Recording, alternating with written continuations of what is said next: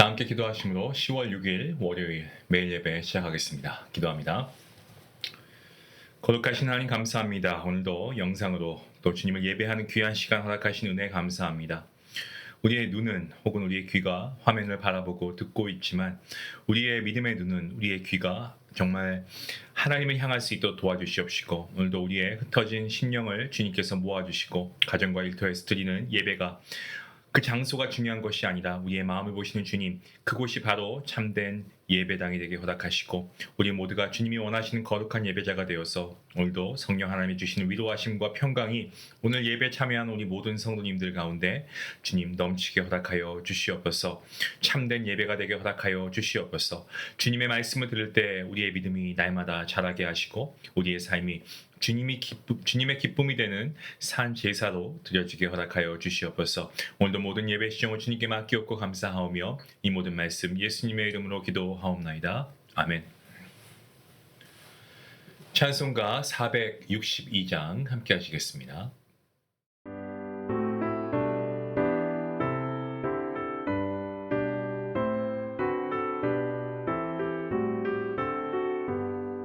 생명 진리 은혜 되신 영원하신 구세주 사람 되사 모든 인류 구원하여 주시니 영광 중에 계신 주님 크신 은혜 베푸사 사랑으로 채우시고 우리 고쳐주소서. 남 섬기며 사신 주님 우리들도 본받고 이웃 사랑 나누면서 살아가게 하소서. 온 세상의 금은보화 모두 주의 것이니 책임 맡을 일꾼으로 충성하게 하소서.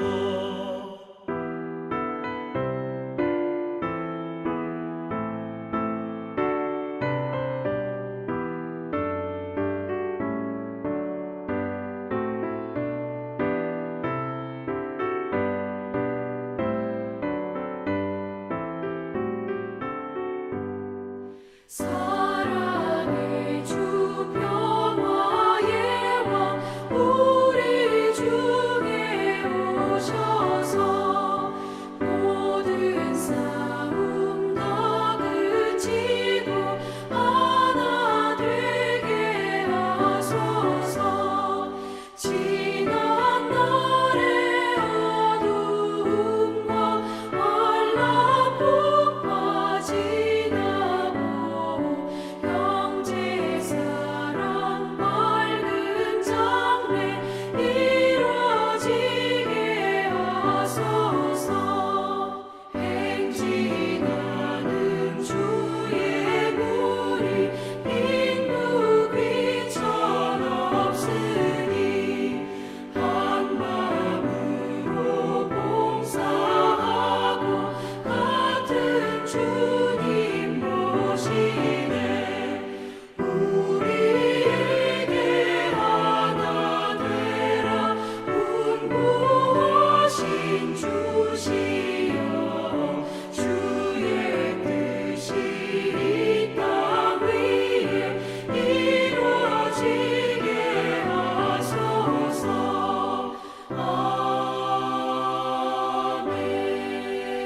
아멘. 오늘 함께 볼 말씀은 로마서 14장입니다. 1절부터 12절까지의 말씀. 우리 평소와 같이 함께 한 목소리로 말씀을 읽도록 하겠습니다. 믿음이 연약한 자를 너희가 받되 그의 의견을 비판하지 말라. 어떤 사람은 모든 것을 먹을 만한 믿음이 있고 믿음이 연약한 자는 채소만 먹느니라. 먹는 자는 먹지 않는 자를 업신여기지 말고 먹지 않는 자는 먹는 자를 비판하지 말라. 이는 하나님이 그를 받으셨습니다. 남의 하인을 비판하는 너는 누구냐? 그가 서 있는 것이나 넘어지는 것이 자기 주인에게 있음에 그가 세움을 받으리니 이는 그를 세우시는 권능이 주께 있습니다. 어떤 사람은 이 날을 전날보다 낮게 여기고 어떤 사람은 모든 날을 같게 여기나니 각각 자기 마음으로 확정할지니라.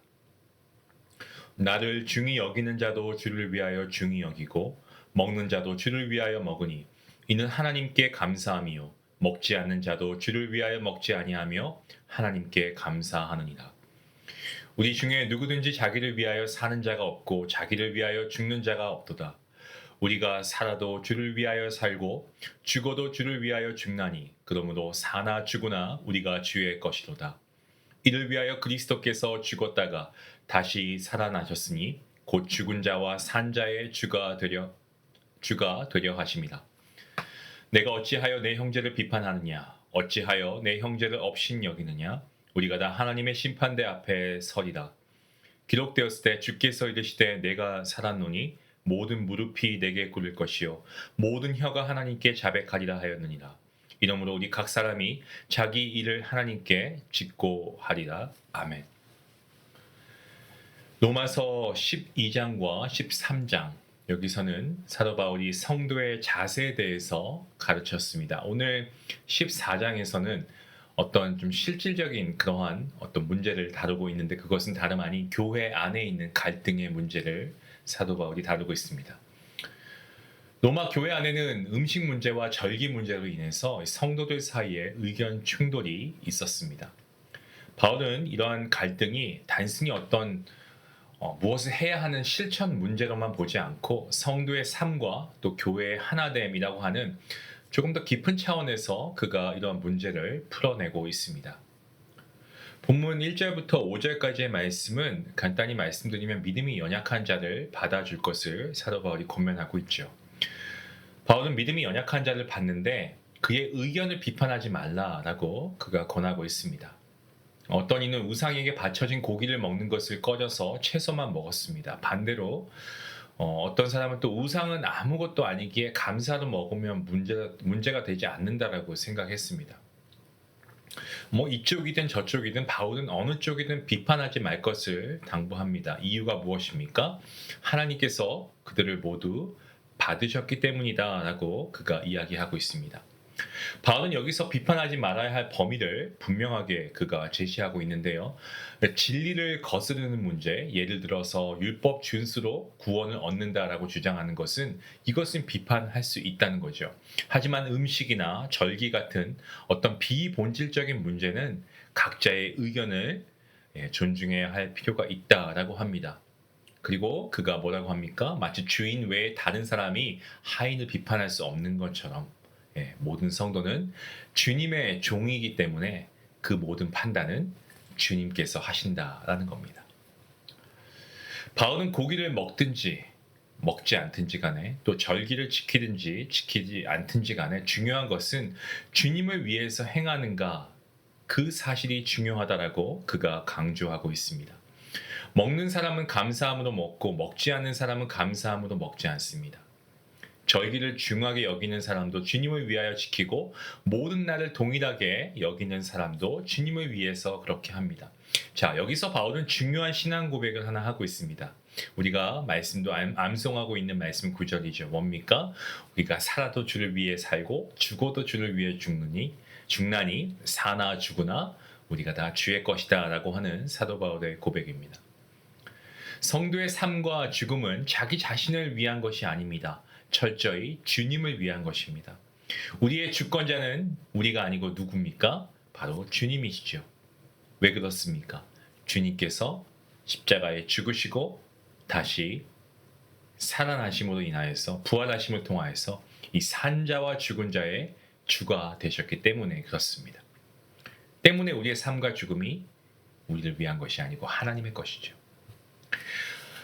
바울은 성도들 사이에 어떤 비본질적인 이런 문제들로 서로 비방하고 비방하는 이러한 것들을 멈춰야 한다라고 하면서 그 이유에 대해서 이야기합니다. 우리가 다 하나님의 심판대 앞에 서기 때문에 그렇다라고 이야기하죠. 우리가 믿음으로 의롭다함을 얻었다라고 해도 장차 하나님 앞에 서서 자기의 삶을 총결산하는 이 결산의 때가 옵니다. 그때에는 모든 무릎이 주님 앞에 꿇고 모든 혀가 하나님께 그 모든 죄들을 다 자백할 것입니다. 그 어느 누구도 숨길 수 없고요. 모든 행위가 하나님 앞에 다 보고될 것입니다. 이러한 사실 성도인 우리에게 큰 경각심을 줍니다. 오늘 내가 하는 말과 행동, 심지어 제 스스로가 한, 여러분 스스로가 한 그러한 모든 죄의 행동과 말들도 우리는 기억하지 못한다고 해도 하나님은 다 기억하고 계신다는 거죠. 심지어 비본질적인 문제에서 상대를 비판한 말까지도 하나님 앞에서 우리가 고백하게 될 것입니다. 때문에 우리의 말과 행동 삼가해야 됩니다. 조심하고 또 조심해야 됩니다. 비본질적인 문제에 대해서는 우리가 상대의 의견을 우리가 들어주고 또 때론 존중해야 할 필요가 있습니다. 우리가 비본질적인 문제로 인해서 형제 자매를 비판하지 말아야 할 이유는 우리가 하나님의 심판대 앞에 서게 될 날이 분명히 있기 때문입니다. 믿음으로 의롭다함을 받고 하나님의 자녀가 되었다고 해서 미래 하나님의 심판대 앞에 서지 않는다라는 그 말씀은 아닙니다. 모두가 다 하나님의 심판대 앞에 섭니다. 예외는 없습니다. 주님의 피로 구원을 받은 그러한 성도라고 해도 하나님의 심판대 앞에 셈하는 그 결산하는 시간이 분명히 다가옵니다. 우리 각자가 하나님으로부터 받은 분명히 그 결산해야 되는 그 순간에 우리 주님의 심판대 앞에서 우리의 모든 허물과 죄를 우리가 다 결산해야 하는 거예요. 우리가 했던 말과 행동 다 결산해야 됩니다. 그 결산의 날에 과연 우리는 하나님 앞에서 무슨 말을 할 수가 있겠습니까? 우리 모두가 하나님의 심판대 앞에 무릎을 꿇고 모든 혀가 하나님께 우리의 죄를 자백할 것입니다. 하나님 앞에서 자신의 마음을 속일 수 없습니다. 이 세상에서는 자신의 의지로 속마음을 감추고 거짓말할 수 있지만 하나님 앞에서는 절대로 결단코 자기의 속마음을 감출 수가 없고 자기가 했던 말과 행동, 기억나지 않는 것들까지도 기억이 나면서 스스로 자기의 모든 이러한 허물과 죄를 다 하나님 앞에 직고할 것입니다. 하나님의 심판대 앞에서는 머리카락 한 올도 감출 수가 없습니다. 때문에 우리가 어떻게 살아야 되겠습니까? 하나님의 말씀대로 살아야죠. 선하게 살아야죠. 우리의 일상에서 우리의 몸을 거룩한 산 제물로 드려야 합니다. 이 세대를 본받지 말고 오직 마음을 새롭게 하십시오.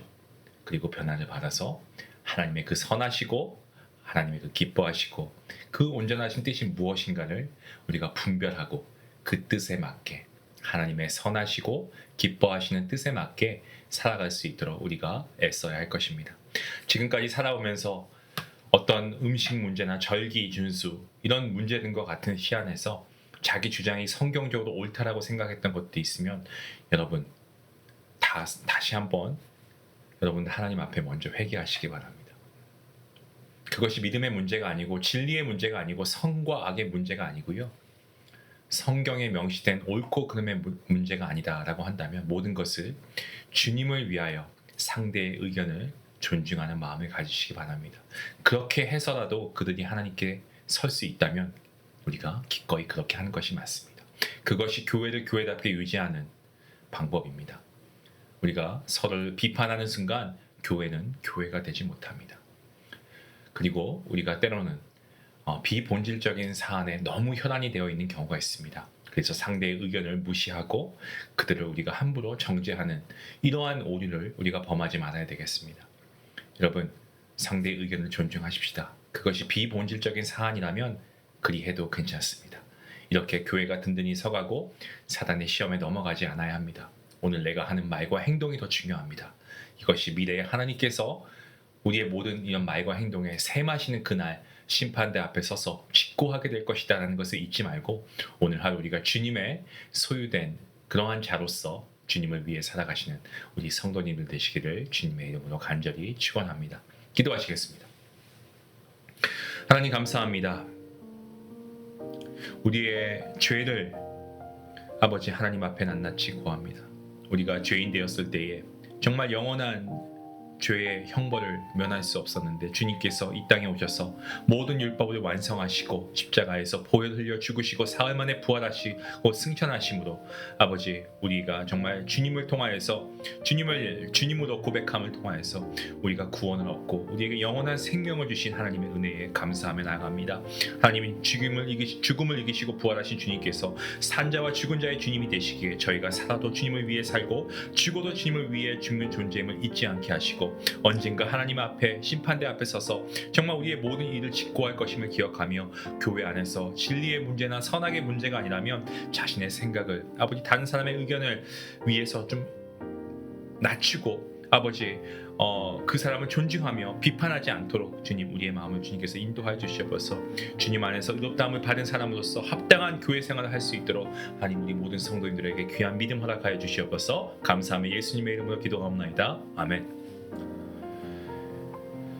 성도는 매일의 삶 가운데서 우리가 좀 이런 결단을 해야 된다라고 생각합니다. 내가 오늘 하는 말과 행동 하나님 앞에서 고백될 것임을 다 직고하게 될 것임을 우리가 기억하면서 상대를 판단하지 마시고요. 그것이 성경에 어긋나는 것이라면 우리가 얘기해야 되겠지만 비본질적인 것이라면 상대를 판단하지 마시고 존중하고 이해함으로 교회를 세워나갈 수 있기를 원합니다. 이러한 저와 여러분 모두가 될 수 있기를 원하며 우리 같이 함께 기도하며 나아가겠습니다.